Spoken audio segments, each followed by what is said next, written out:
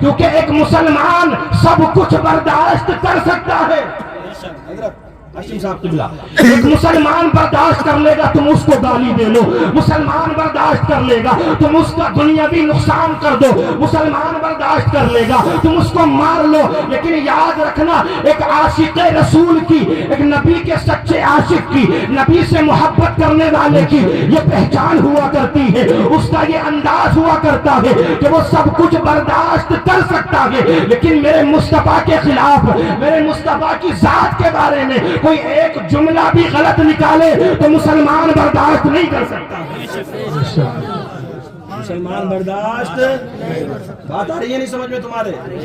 یہی وقت کی ضرورت ہے، یہی وقت کی ضرورت ہے. اور بالخصوص گزارش ہمارے چینل والوں سے بھی کہ کوئی بھی تھمبنیل یا کوئی بھی ٹائٹل ایسا نہ لگائیں کہ جس سے دوسرے کی ذات کو تکلیف پہنچے. بہت اچھا کام کر رہے ہیں آپ لوگ بھی، دین کی دعوت دوسرے تک پہنچنی چاہیے، لیکن مفتی سلمان حضری صاحب کو چینل والوں سے بھی نقصان پہنچا ہے، چینل والوں سے بھی نقصان پہنچا ہے. آیت کریمہ میں نے تلاوت کی، حسب الناس ان یترکوا ان یقولوا آمنا وهم لا یفتنون.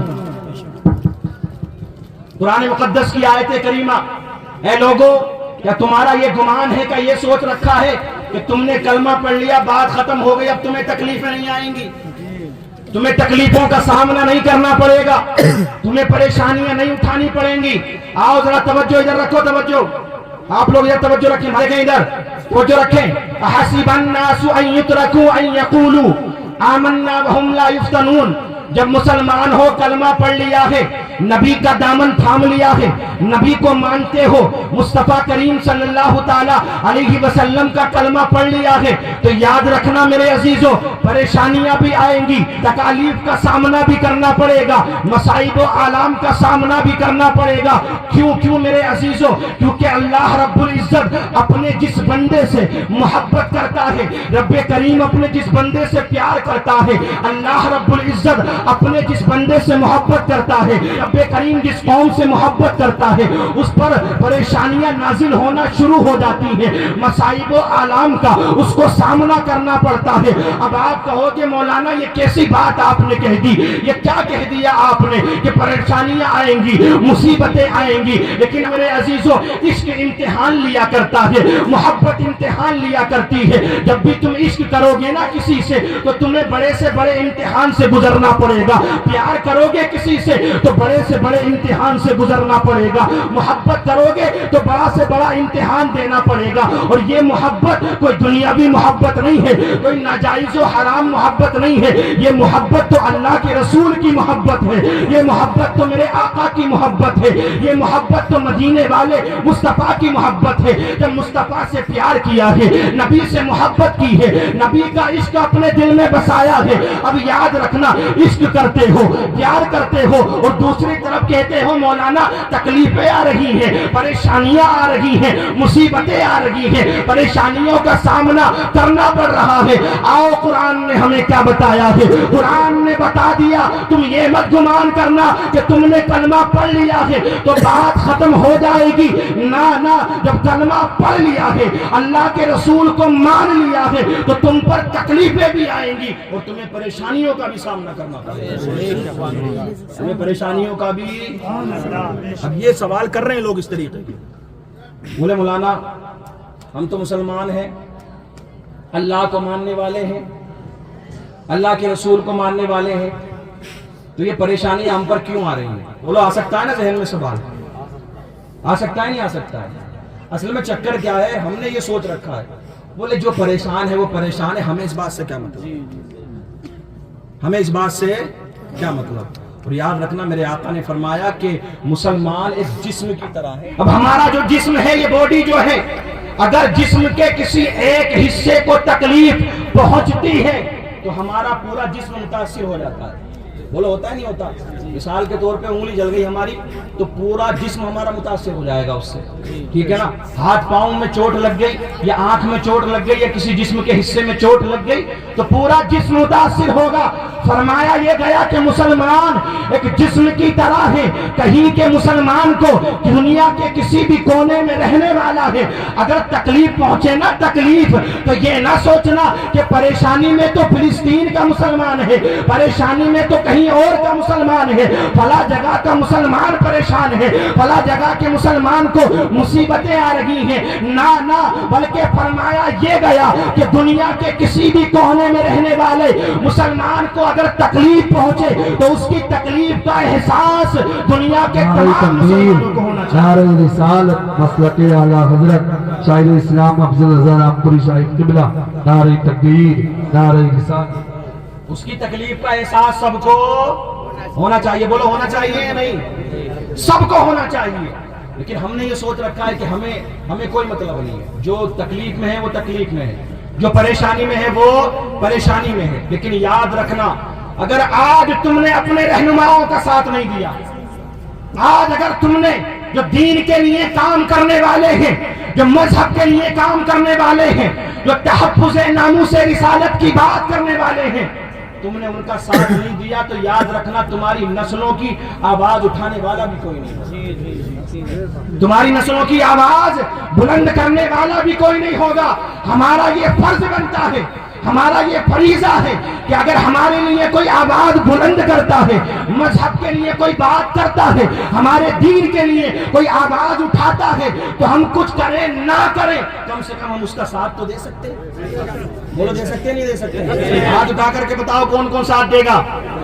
آپ دعا کرتے رہیں، آپ دعا کرتے رہیں، کیونکہ مسلمان امن چاہتا ہے، مسلمان سکون چاہتا ہے۔ کوششیں ہو رہی ہیں کہ مذہب کو مٹا دیا جائے گا، اسلام کو ختم کر دیا جائے گا، مسلمانوں کو دنیا سے ختم کر دیا جائے گا، مسلمانوں کی تعداد کم ہو رہی ہے۔ لوگ کہہ رہے ہیں مسلمانوں کی تعداد کم ہو رہی ہے، لیکن آؤ نکالو اپنے اپنے موبائلوں کو، اپنے موبائل کے اندر گوگل کو نکالو، گوگل کے اندر سرچ کرو کہ سب سے تیزی سے پھیلنے والا مذہب کون سا ہے، سب سے تیزی سے پھیلنے والا مذہب کون سا ہے، تو نیچے لائن آئے گی، Islam is the fastest growing religion in the world. پوری دنیا کے اندر، پورے ورلڈ کے اندر، پوری کائنات کے اندر ستانے والے ستا رہے ہیں، پریشان کرنے والے پریشان کر رہے ہیں، بدنام کرنے والے مذہب کو بدنام کر رہے ہیں، لیکن آج بھی پوری دنیا کے اندر سب سے زیادہ تیزی سے پھیلنے والا، سب سے زیادہ تیزی سے گرو کرنے والا اگر کوئی مذہب ہے تو کوئی اور مذہب نہیں ہے بلکہ مذہب اسلام ہے۔ نہ اسلام اس لیے بن رہا ہے کیونکہ اسلام کو میرے مصطفیٰ نے اپنے اخلاق سے پھیلایا ہے۔ جو چیز زبردستی کروائی جاتی ہے نا، زبردستی، وہ زیادہ دن نہیں چلتی ہے، وہ زیادہ دن نہیں چلے گی، وہ ختم ہو جائے گی 2-4 سال میں یا 5 سال میں، زیادہ سے زیادہ 10 سال میں ہونی ختم ہے۔ جب سے انسان کی ابتدا ہے اسی وقت سے اسلام کی ابتدا، اسی وقت سے لے کر آج تک، اور یہ آتے رہیں گے، یہ لوگ آتے رہیں گے۔ تم پریشان نہ ہونا، تم مایوس نہ ہونا، بس اپنے عمل میں بدلاؤ کرو، اپنے عمل میں لوگ پریشان شکار ہو جاتے ہیں اس چیز کا، بولے مسلمان کہتے ہیں مولانا کیوں آ رہی ہیں پریشانیاں، کیوں آ رہی ہیں؟ اب یاد رکھنا، جب بھی تمہارے ذہن کے اندر یہ بات آئے نا، پریشانی آ رہی ہے، مصیبت آ رہی ہے، تو اللہ کے رسول صلی اللہ تعالی علیہ وسلم کی مکی زندگی کو یاد کر لینا، مکی زندگی۔ یار ہمارے اوپر کیا پریشانی آ رہی ہیں؟ جو پریشانیاں صحابہ نے اٹھائی ہیں، جو مصیبتیں صحابہ نے اٹھائی ہیں، صحابہ نے، اور میرے آقا نے آج سے 1450 سال پہلے فرما دیا تھا کہ ایک دور ایسا آئے گا کہ مسلمانوں پر کافر قومیں ایسے ٹوٹ پڑیں گی جیسے بھوکا کھانے پر ٹوٹ پڑتا ہے، جیسے بھوکا، کوئی بھوکا ہو کئی دن کا، کھانا رکھ دو تو یہ نہ پوچھے گا پرہیز ہے، شوگر ہے یا کیا ہے، ڈائیبٹیز ہے، کھا لے گا۔ میں بولے یار مل جا کچھ تو پیٹ بھرے، کچھ تو پیٹ بھرے۔ اب آج لوگوں کو ترقی چاہیے، فیمس ہونا ہے، جو تھوڑا سا فیمس ہونا چاہتا وہ اسلام کے خلاف بولنا شروع کر دیتا۔ ابے فیمس بھی ہو رہے ہو تو مذہب اسلام کا نام لے کر کے کوئی اور طریقہ ڈھونڈ لو، کوئی اور راستہ ڈھونڈ لو، کوئی اور طریقہ لے کر کے آؤ۔ تو جب میرے آقا نے یہ فرمایا ایسے ٹوٹ پڑیں گی جیسے بھوکا کھانے پر ٹوٹ پڑتا ہے، تو اللہ کے رسول کے صحابہ نے عرض کی تھی یا رسول اللہ علیہ الصلاۃ والتسلیم، اے ہمارے آقا کیا اس وقت میں مسلمانوں کی تعداد کم ہوگی؟ مسلمان کم تعداد میں ہوں گے، مسلمانوں کی تعداد زیادہ نہیں ہوگی؟ میرے آقا نے فرمایا نہ تعداد کم نہیں ہوگی، تعداد تو بہت زیادہ ہوگی، اتنی زیادہ ہوگی جیسے سمندر کے اندر جھاگ، اتنی تعداد میں مسلمان ہوں گے۔ پھر صحابہ نے عرض کی یا رسول اللہ علیہ الصلاۃ والتسلیم، پھر میرے آقا یہ پریشانیاں کیوں آئیں گی، یہ مصیبتیں کیوں آئیں گی؟ میرے آقا ارشاد فرماتے ہیں مسلمانوں پر پریشانیاں اور مصیبتیں کسی اور وجہ سے نہیں آئیں گی بلکہ ان کے اعمال کی بنیاد پر آئیں گی۔ ہم نے اپنے عمل چینج کر دی میرے عزیزوں، مت دوش دو کسی کو کہ وہ اس کی وجہ سے پریشانی آ رہی ہے، مار لیا گیا، کبھی اپنے اندر بھی جھانک کر کے بولے مسجد چھن گئی ہماری مسجد چھن گئی، کیوں بھائی تجھے کیوں افسوس ہو رہا ہے مسجد چھننے کا؟ تجھے کیوں ہو رہا ہے افسوس مسجد چھننے کا؟ تو کبھی اپنی مسجد میں بھی جا کر کے جھانک کر دیکھا تم نے؟ کبھی اپنی مسجد میں گیا؟